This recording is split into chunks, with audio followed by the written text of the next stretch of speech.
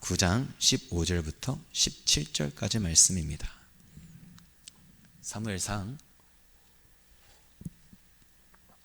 9장 15절부터 17절까지 말씀. 길지 않기에 우리 함께 봉독하도록 하겠습니다. 합독하도록 하겠습니다. 사울의 오기 전날에 여호와께서 사무엘에게 알게 하여 가라사대, 내일 이맘때에 내가 베냐민 땅에서 한 사람을 내게 보내리니 너는 그에게 기름을 부어 내 백성 이스라엘의 지도자를 삼으라. 그가 내 백성을 블레셋 사람의 손에서 구원하리라.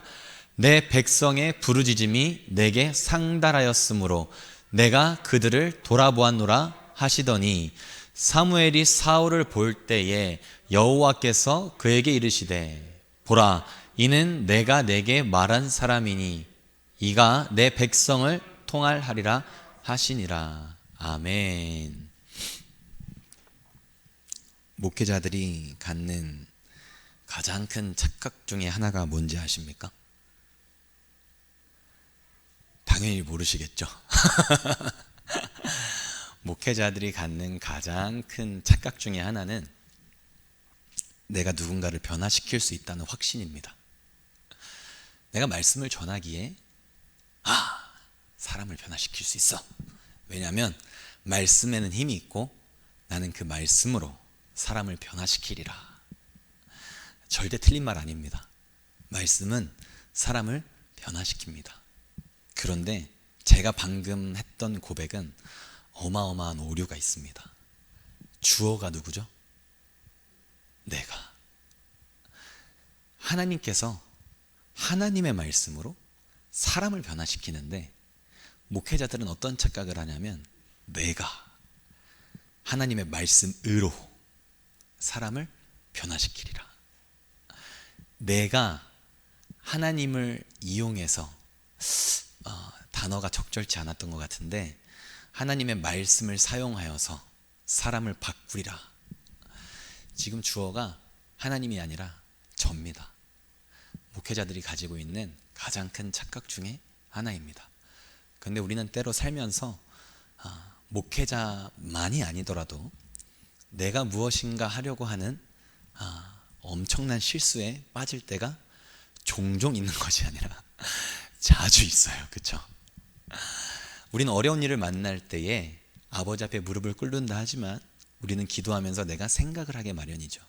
하나님 어떻게 해야 합니까? 라고 생각하면서 내가 내 생각으로 어떤 일들을 이루어 나갈 때가 참 많이 있습니다. 오늘 9장의 말씀 전체를 나눌 차례인데요. 그런데 제가 오늘 부분만 읽었어요. 왜냐하면 너무 길어서. 그런데 9장을 알려면 8장을 알아야 되는데 8장을 지난 금요일날 함께 나눴습니다.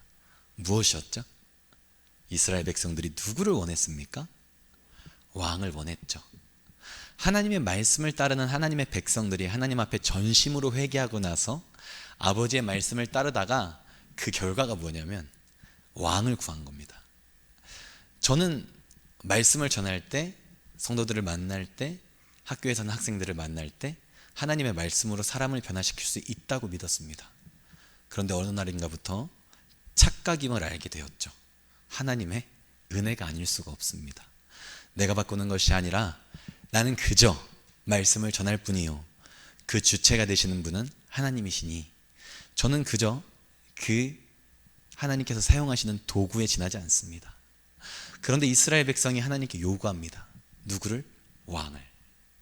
하나님께 그들이 구할 때 하나님이 말씀하시는 왕, 하나님 그 자체, 하나님, 왕이신 하나님을 그들이 구한 것이 아니라 자신이 원하는 왕을 구하기 시작을 하는데, 사무엘에게 이렇게 구합니다. 당신의 아들들이 참 건강하지 못하니 우리가 어찌 이 나라를 맡길 수 있겠습니까? 하나님 말씀대로 다스릴 수 있는 왕을 달라고 이야기를 하고 있는 것이죠. 온전히 자기들의 생각에 갇혀서 하나님의 일을, 이스라엘을 만들어가는 하나님의 일을 이루고자 합니다. 그런데 하나님께서는 놀랍게도 이스라엘 사람들, 그 백성들의 음성에 응답해 주시는데 그것이 하나님의 뜻이라서가 아니라 하나님께서는 그들을 달래는 중이신 거죠. 그리고 한번 그래 해봐라 라고 하면서 우회 도로로 그들을 인도한다고 말씀을 드렸습니다. 그리고 나서 이제 왕을 세우는데 하나님께서 지금 본인의 뜻이 아닌 이스라엘 사람들이 원하는 길로 돌아가시고 계시잖아요. 그런 상황에서 지금 누가 피택이 됐냐면 사울이 하나님의 부르심을 받았습니다. 우리 9장 1절부터 2절까지 한번 나누도록 하겠습니다. 9장 1절부터 2절 시작.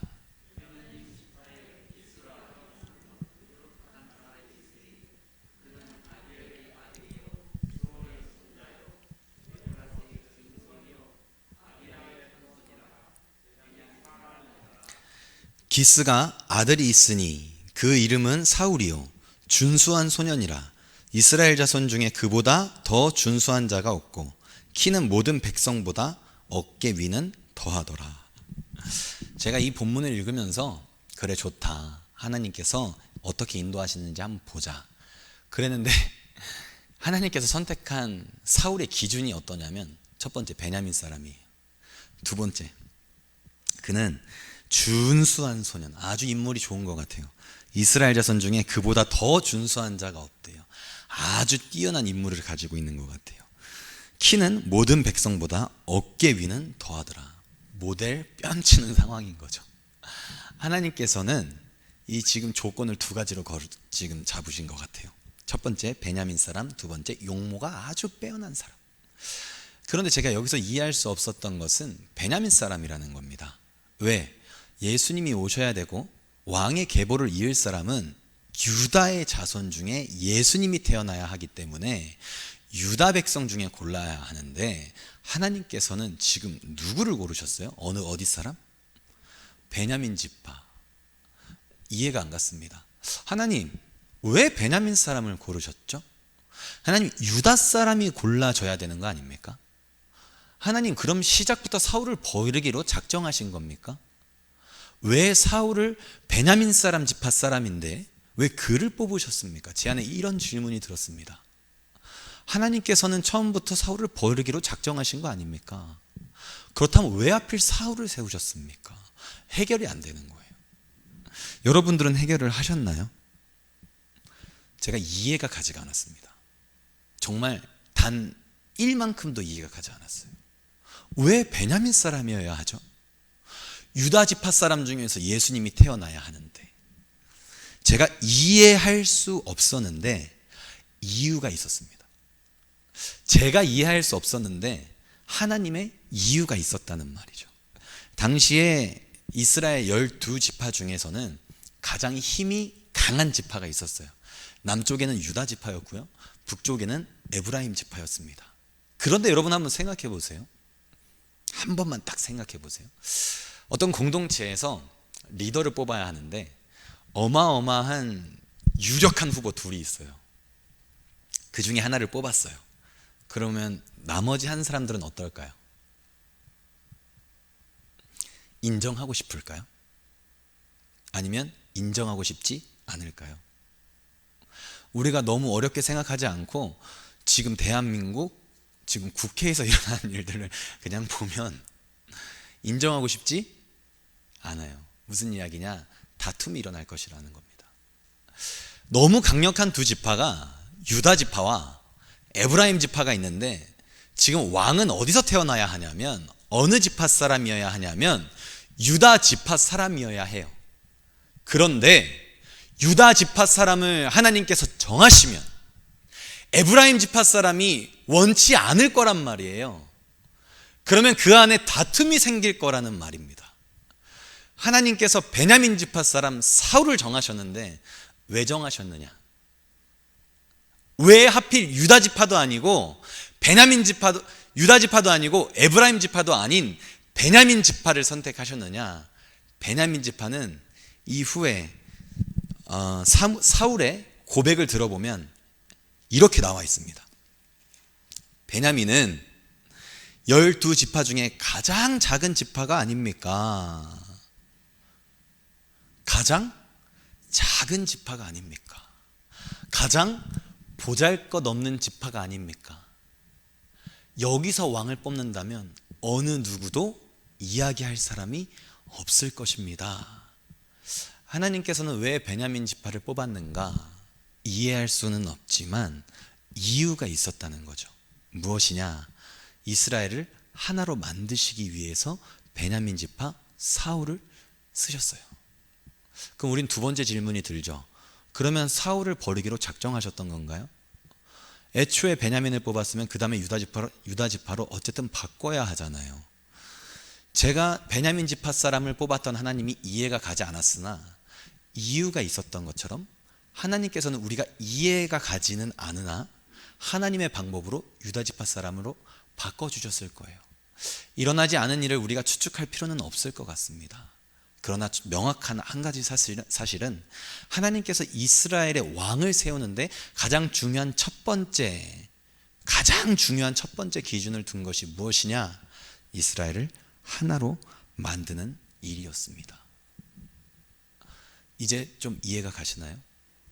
왜 베냐민 지파 사람 사울을 뽑았는지, 왜 유다 지파가 아니라 베냐민 지파였는지, 하나님께서는 이스라엘을 하나로 만들고 싶으셨어요. 그런가 하면 두 번째 하나님이 사울을 선택한 기준이 있는데요, 사실 이 기준은 더 이해가 안 가요. 두 번째 기준이 뭐였죠? 용모가 준수한 사람, 키가 남들보다 어깨 위에 머리가 있어요. 그러니까 사실 이 기준으로 따지면 저는 지금 낙제입니다. 왜냐하면 우리나라 평균 키가 170, 남자 평균 키가 175이기 때문에 제가 이 기준에 합당하려면 이만큼은 더 커야 되죠. 근데 하나님께서는 사울을 정하시고 난 다음에 사울의 용모를 이렇게 표현을 하신 거예요. 우리가 볼 때 이 기준은요, 하나님이 정하신 기준인 것 같아 보여요. 그렇죠? 근데 혹시 다윗의 외모를 혹시 표현한 성경 구절을 읽으신 적이 있는지 모르겠는데, 다윗의 이 외모를 지칭하는 이제 성경 구절을 보면 다윗은 어떤 사람이냐면 17장 사무엘상 17장 12절에 제가 읽어드릴게요. 다윗을 데려오매 그의 빛이 붉고 눈이 빼어나고 얼굴이 아름답더라. 여호와께서 가라사대 이가 그니 일어나 기름을 부으라. 어떠세요? 사울이랑 좀 많이 다른 것 같은가요? 비슷한 것 같으시죠? 이 키 얘기만 안 나왔지 얼굴이 상당히 아름답고 눈이 아주 붉어서 아주 그냥 열정이 넘치는 소년 같아 보여요. 그런데 이 구절만 읽으면 우리가 그렇게 보이는데, 사무엘상 17장 같은 장 6절부터 13절까지 전체를 읽으면요, 느낌이 조금 달라요. 사무엘이 이제 하나님께서 사무엘에게 말씀하신 거예요. 사무엘아, 내가 이제 사울은 도저히 안 되겠다. 이제 내가 새로 기름 부을 자를 보낼 터이니 너는 그에게 가서 기름 부어라. 그래서 가요. 사무엘이 마음이 이제 두려워서 가요. 하나님, 저 그러다 사울한테 진짜 죽는 거 아니에요? 두려워하지 말고 가. 그래서 갔어요. 이새의 집에 들렸어요. 이새의 집에 딱 들렸는데 이제 사무엘이 뭐라고 말했냐면, 지금 왕을 뽑을 거라고 이야기하면 안 되잖아요. 지금 누군지도 모르는데 이 사람들이 마음이 혼란스러울 수가 있잖아요. 그래서 내가 제사를 드릴 터인데 너희 아들들을 성결하게 하려고 한다. 아들들을 다 불러라 라고 이야기를 한 거예요. 그래서 불렀어요. 이제 불렀는데 엘리압이 이제 큰 아들인 것 같아요. 엘리압 이세의 첫 번째 아들이 딱 왔는데 사무엘이 하나님, 이 사람이네요. 여호와의 기름 부으실 자가 과연 그 앞에 있도다. 지금 사무엘의 마음이에요. 이야, 이 사람이다. 지금 딱 이 감탄사가 나온 거예요. 왜? 지금 사울을 세울 때 하나님의 기준이 어떠하셨어요? 어떠하셨죠? 매우 뛰어난 사람이잖아요. 그죠? 그래서 이 사람이구나 해서 하나님, 이 사람 맞죠? 이랬더니 하나님이 아닌데 이렇게 말씀하세요. 둘째가 온 것 같아요. 아비나답을 불렀어요. 아비나답이 갔습니다. 하나님, 이 사람입니까? 아니래요. 셋째, 넷째, 다섯째, 여섯째, 일곱째까지 다 불렀어요. 분명히 데리고 온 아들을 다 부른 거예요. 그리고 다 보는데 하나님이 다 아니라는 거예요. 이상한 거예요, 사울이. 사무엘이 이상한 거예요. 하나님, 이 중에 있다면서요. 그러니까 하나님이 있다는 거예요. 그러니까 사무엘이 납득이 안 가는 거예요. 하나님, 아들 다 데리고 왔어요. 근데 혹시나 해서 물어본 거예요. 이새한테. 아들을 다 데리고 오라 그랬는데 혹시 안 데리고 온 아들이 있습니까? 그랬더니 이새의 대답. 이르되 내 아들들이 다 여기 있느냐? 이게 지금 사무엘이 물어본 거예요. 그랬더니 이새가 가로되 아직 말째가 남았는데 그가 양을 지키나이다. 아직 말째가 있는데 양을 지키고 있다. 아빠가 볼 때 얘는 지금 뭐 하는 애예요? 얘 지금 다리 밑에서 줄 서오는 애예요. 그죠? 분명히 제사를 드리기 위했다 그랬어요. 왕을 뽑는다고 이야기 안 했어요. 그냥 제사를 드린다 그랬어요. 하나님 앞에 예배 드린다고 했단 말이에요. 그래서 아들들을 불러오라 그랬어요. 뭐 하려고? 그냥 거룩하게 하려고. 그러니까 지금 이새가 볼 때 내가 왕을 우리 아들 중에 왕이 있네? 왕이 될 사람들을 데리고 와야 되겠다라고 하면서 아들들을 데리고 온 것이 아니라 제사를 드려야 되는데 제사에도 참여시키지 못하게 한 거예요. 누구를? 다윗은 지금 이새 그 집안에서 어떤 사람이냐? 용모가 빼어난 사람도 아니고 그렇게 인정받는 사람이 아니었다는 거죠. 그는 키가 작았던 것 같아요. 상당히 왜소했던 것 같아요. 왜? 그가 골리앗이랑 싸울 때 사울의 갑옷을 입었는데 어떠했습니까? 맞지 않아서 거추장스러웠다 그래요. 지금 다윗은 12절에 보면 마치 용모가 빼어나고 사울과 같은 것처럼 느껴지는데 사실 이 본문, 이 단락 전체를 읽으면 다윗은 얼굴이 빼어나고 용모가 뛰어나서 사울과 같이 모든 사람이 보기에 왕이 될 만한 사람 같지 않았습니다. 그런데 하나님께서는 사무엘에게 그에게 가서 기름 부으라고 말씀을 하세요. 사울이 분명히 뽑힐 때는 기준이 용모가 빼어났었는데 지금 다윗을 뽑는 것을 보니까 꼭 그렇지만은 않은 것 같아요. 물론 완전 아닌 것 같지도 않아. 왜냐? 이 지금 얼굴이 매우 아름다웠다고 하는 거 보니까. 왜 이렇게 이야기를 제가 외모 이야기를 하냐면 사실 제가 읽어드리지 않은 한 구절이 있습니다. 17장 6절. 7절. 죄송합니다. 16장 7절. 여호와께서 사무엘에게 이르시되, 지금 언제냐면 큰아들을 보고 사울과 같이 용모가 빼어난데 라고 생각을 하고 그를 뽑으려고 했을 때 하나님께서 뭐라고 말씀하시느냐? 그 용모와 신장을 보지 말라. 내가 이미 그를 버렸노라. 나의 보는 것은 사람과 같지 아니하니 사람은 외모를 보거니와 나는 중심을 보느니라 라고 말씀하고 계십니다. 우리가 성경을 읽을 때에 그 아까 저희가 처음 읽었던 1절과 2절 말씀 있잖아요. 우리가 기준이라고 생각했잖아요. 하나님은 이런 사람들을 뽑으시는구나. 잘 분별해서 읽으셔야 됩니다. 정말 성경을 한 구절 두 구절만 가지고 우리가 해석하면 안 돼요. 왜? 우리는 한 구절 두 구절만 가지고 해석하기 시작하면 이단처럼 될 수도 있어요. 그 성경에서 그 이야기를 어떻게 다루는지를 봐야 합니다.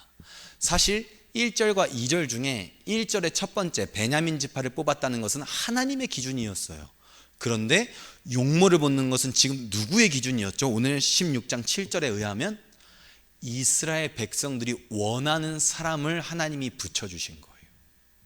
하나님께서는 내가 원하는 것만을 고집하시지 않고, 그래 너의 뜻이 그리하면 내가 절대 포기하면 안 되는 이스라엘을 하나로 만드는 것은 내 뜻대로 해. 그러나 나도 너의 뜻을 따라서 용모가 출중한 사람 중에 골라줄게. 하나님께서는, 저는 이 구절을 보면서 어떻게 묵상을 했냐면, 신학적인 의미는 잘 모르겠어요. 신학적인 이야기는 주석에 잘 나와 있지도 않고 어떻게 이해해야 될지도 모르겠어요.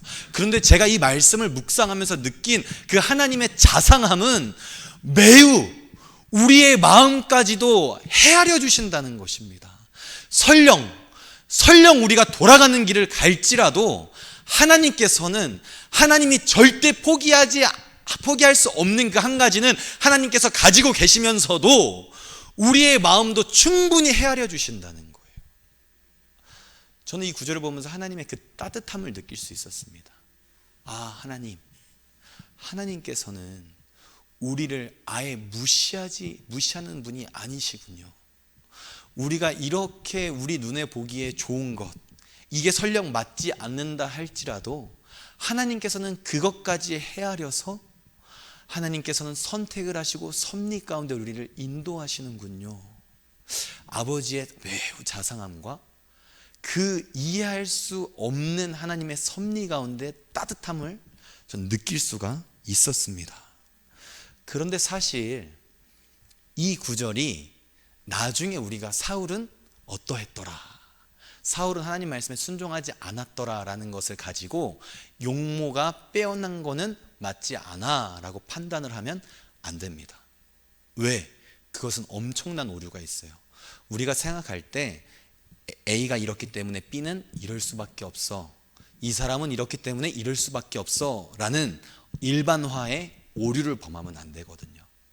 사울은 용모가 뛰어난데 용모랑 뛰어난 거는 그의 외모일 뿐이고 순종하지 않은 건 사울 그 자체가 순종하지 않은 것이죠. 다윗도 용모가 빼어나다고 이야기를 했는데 다윗은 하나님 앞에 합한 자라고 사도행전 13장 22절에 기록이 되어 있습니다. 그렇기에 하나님께서 오늘 1절과 2절을 통해서 우리에게 해주고 싶으신 말씀은 무엇이냐? 하나님이 하시는 일 가운데 온전히 하나님은 하나님의 뜻을 이루어 가실 때 우리를 전혀 배제하고 가시지는 않는다는 것입니다. 그런가 하면 지금 사울은 어떤 상황에 있냐면 그 용모가 준수하고 빼어난 사울은 지금 아버지의 나귀를 잃어버린 것 같아요. 그래서 그 나귀를 찾으러 베냐민 지파를 쑥 돌아다닌 것 같아요. 베냐민 지파 그 지역을 돌아다니던 중에 이제 해가 뉘우뉘우 져 가는데 지금 나귀를 찾지는 못한 거예요. 그런 상황에 야, 이거 어떡하냐, 큰일 났다. 그러니까 옆에 있던 종 사환이 뭐라고 이야기하냐면 여기에 정말 뛰어난 선견자가 있습니다. 여기서 선견자라는 말은 뒤에 선지자로 이름이 바뀌는데 같은 의미로 생각을 하셔도 돼요. 선견자가 있는데 그한테 물어보면 그가 하나님한테 물어봐서 응답을 해주시는 분이래요. 우리 그한테 한번 찾아가서 물어보니 어떻습니까? 들어보니까 사울이 괜찮은 거예요. 그래서 그를 찾아갑니다. 누구를? 사무엘을. 그래서 사무엘을 찾아가는데 이제 사무엘을 만났어요. 근데 만났는데 사울이 사무엘을 찾아간 이유는 그의 나귀를 찾기 위함이었어요. 왜냐? 지금 사울은 무엇이라고 지금 생각을 하고 있었냐면 아버지께서 암나귀의 생각은 고사하시고 우리를 위하여 걱정하실까 두려워하노라 하니, 지금 사울은 사무엘을 찾아가기 전에 어떤 상황이었냐면 나귀를 잃어버린 것도 잃어버린 건데 길이 너무 이제 밤이 어두워지니까 아버지께서 내가 길을 잃었을까 봐 걱정하실 거야. 그러니까 우리 지금 돌아가야 되겠다. 그리고 또한 나귀 또한 잃어버렸으니 아버지의 마음이 어떠하시겠냐, 지금 이런 마음이었던 거예요. 그런 마음으로 지금 사무엘을 찾아간 거거든요. 그런데 사무엘은 그를 마주치자마자 사무엘이 사울에게 했던 이야기는 무엇이었냐면 나귀를 찾고 있던 사울에게 하나님은 사무엘을 통해서 하나님이 찾고 있던 사람이 너라는 걸 알려주세요. 무슨 말이냐? 사울은 지금 무엇을 찾고 있었느냐? 왕이 될 제목을 찾고 있었던 것도 아니고 그가 왕으로 부름받은 것을 확인하기 위해서 사무엘을 찾았던 것도 아니에요. 그저 나귀를 잃어버려서 사무엘을 찾았던 것입니다. 그런데 사무엘은 지금 어떤 상황이냐? 15절 말씀, 본문 9장 15절 말씀. 사울이 오기 전날에 여호와께서 사무엘에게 알게 하여 가라사대, 지금 하나님께서 사무엘에게 말씀하신 거예요. 뭐라고? 16절. 내일 이맘때에 내가 베냐민 땅에서 한 사람을 너에게 보낼 거야. 너는 그에게 기름을 부어 내 백성 이스라엘의 지도자를 삼으라. 그가 내 백성을 블레셋 사람의 손에서 구원하리라. 내 백성의 부르짖음이 내게 상달하였으므로 내가 그들을 돌아보았노라 하시더니. 17절. 사무엘이 사울을 볼 때에 여호와께서 그에게 이르시되 보라 이는 내가 내게 말한 사람이니 이가 내 백성을 통할하리라 하시니라. 이해가 가시나요? 지금 상황이 나귀를 찾고 있던 사울이 지금 얼떨결에 사무엘한테 무슨 이야기를 들은 거예요? 너는 하나님께서 택하신 하나님의 왕이다, 이스라엘의 왕이다 라고 말씀을 하고 계세요. 사울이 헤맸어요. 상당히 헤맸습니다. 그는 나귀를 찾아서 헤맸습니다. 그런데 지금 사무엘은 어떻게 하고 있었어요? 그를 기다리고 있었습니다. 사울은 나귀를 찾아서 헤매고 있는 그 시간에 사무엘은 하나님과 함께 사울을 기다렸다는 것이죠. 이것이 무슨 의미냐?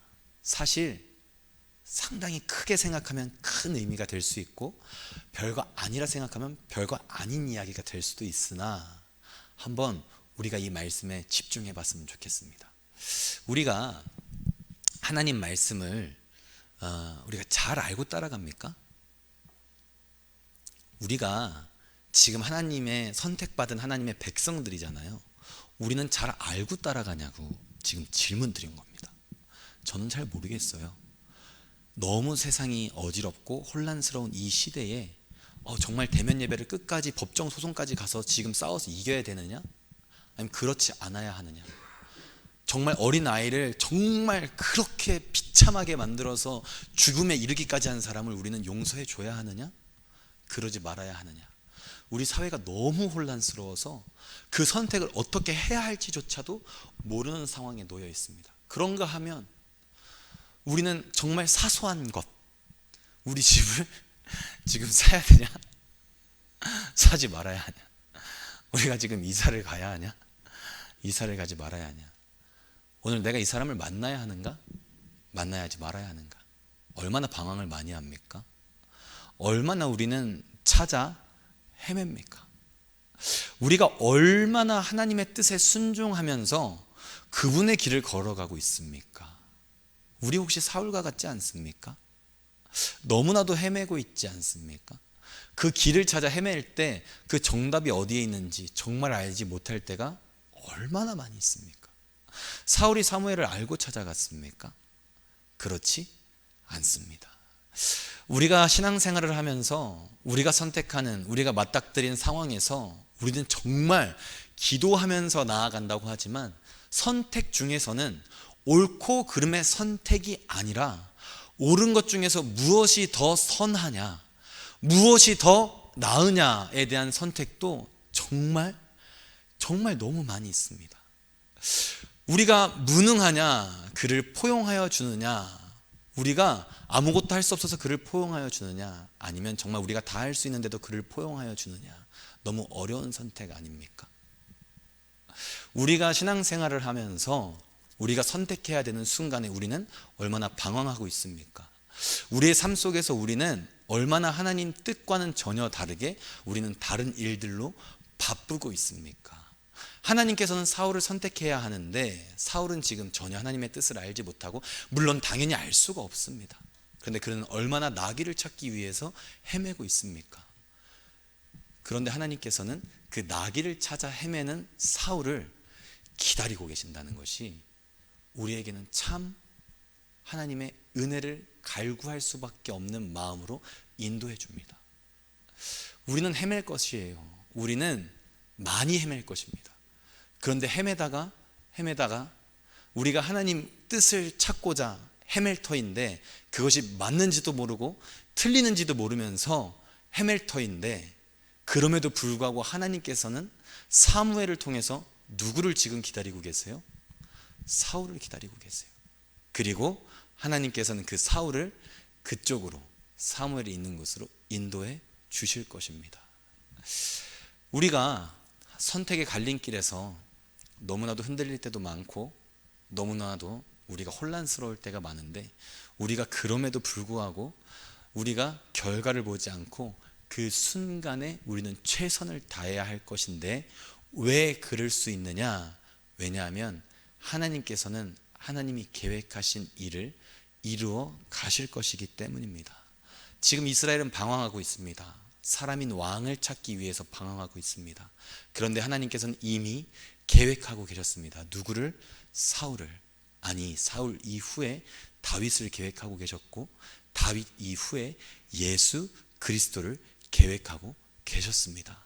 이스라엘 사람들은 끊임없이 방황하고 있습니다. 이스라엘 사람들은 끊임없이 어디로 나아가야 할지 알 바를 알지 못하고 있습니다. 그러나 하나님께서는 한 가지, 그들을 위해서 준비한 하나님의 왕이 있습니다. 우리가 그 순간 준비해야 할 것은 좌로나 우로나 치우치지 아니하고 우리 마음의 중심을 온전히 아버지께 두는 일, 그러면서 우리의 한 걸음 한 걸음을 내딛는 일, 그것만이 우리가 할 수 있는 일임을 믿습니다. 그런가 하면 사무엘을 보면 참 놀랍도록 하나님 말씀에 순종하는 모습을 볼 수가 있습니다. 하나님께서 일을 해 나가시는데 사무엘도 이해가 안 가는 거예요. 지금 우리가 지금 사무엘의 그 기록을 보면 8장에서 그들이 왕을 원할 때 사무엘이 지금 어땠어요? 원했어요? 원치 않았어요? 원치 않았어요. 그런데 하나님께서 왕을 주라 말씀하시니까 어떻게 하세요? 왕을 준다고 말씀을 대언합니다. 사울을 하나님이 선택했습니다. 그는 베냐민 지파 사람입니다. 지금 사무엘은 왕이 세워지는 것도 마땅치 않은데 가장 작은 정말 미천한 베냐민 지파에서 사울을 하나님이 선택하셨어요. 그리고 나서 사무엘에게 이렇게 말씀하세요. 그에게 기름을 부어라. 근데 거기서 사무엘의 그 반응이 참 저를 감동시키지 않을 수가 없었습니다. 사무엘이 단 한 번도 하나님 하시는 일에 대꾸하지 않았어요. 네 하나님, 네 하나님, 하나님이 하시는 일에 제가 순종으로 나아가겠습니다.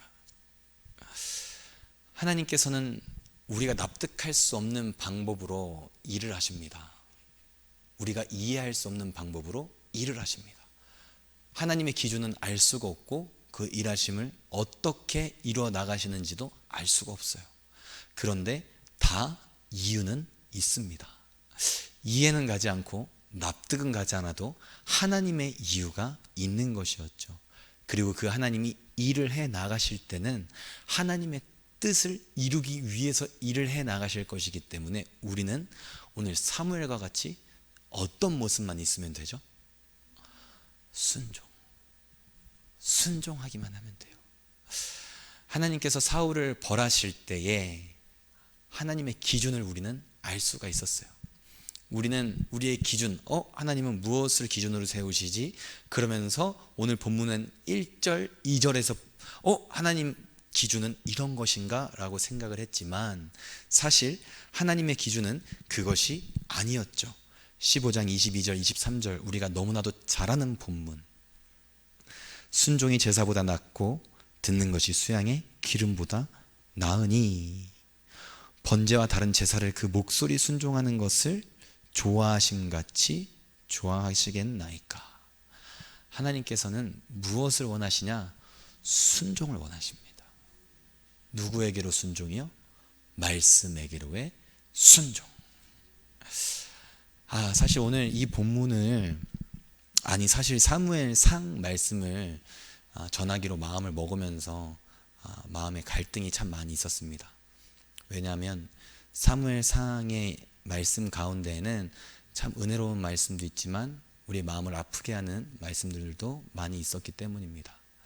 그러나 시간이 지나면 지날수록 제 마음 가운데 저는 진짜 아무것도 모르고 사무엘상 어려운 가운데 하나님께서 회복시키시는 하나님에 대해서 말씀을 나누고 싶어서 사무엘상을 수요일 금요일마다 전해야 되겠다라고 계획을 하고 말씀 전하기를 시작을 했으나 매주가 지나면 지날수록 수요일 금요일 날 말씀을 준비하면 준비할수록 참 제 마음 가운데 하나님이 인도하고 계셨구나. 나는 어느 본문을 정해야 할지 방황하는 속에서 하나님께서는 저를 통해서 저는 전혀 알지 못했지만 이 말씀을 하나님께서 준비하고 계셨구나 라는 생각이 많이 정말 매 순간 들었습니다. 우리가 이번 주면 공동의회가 열리고 우리가 청빙위원회가 열릴 것입니다. 청빙위원회가 열리는 그 순간에 우리가 해야 할 일은 하나님께 모든 것을 맡기며 하나님께 순종하는 것. 우리가 때로는 이해가 될 수도 있고 우리가 이해가 되지 않을 수도 있을 것입니다. 그러나 모든 일은 하나님께서 계획하시고 하나님께서 이루어 가시는데 다 이유가 없나요? 이유가 한 번만 대답해 주세요. 다 이유가 있습니다. 우리가 하나님을 믿잖아요. 그럼 그 하나님께서 하실 일 또한 믿어야 합니다.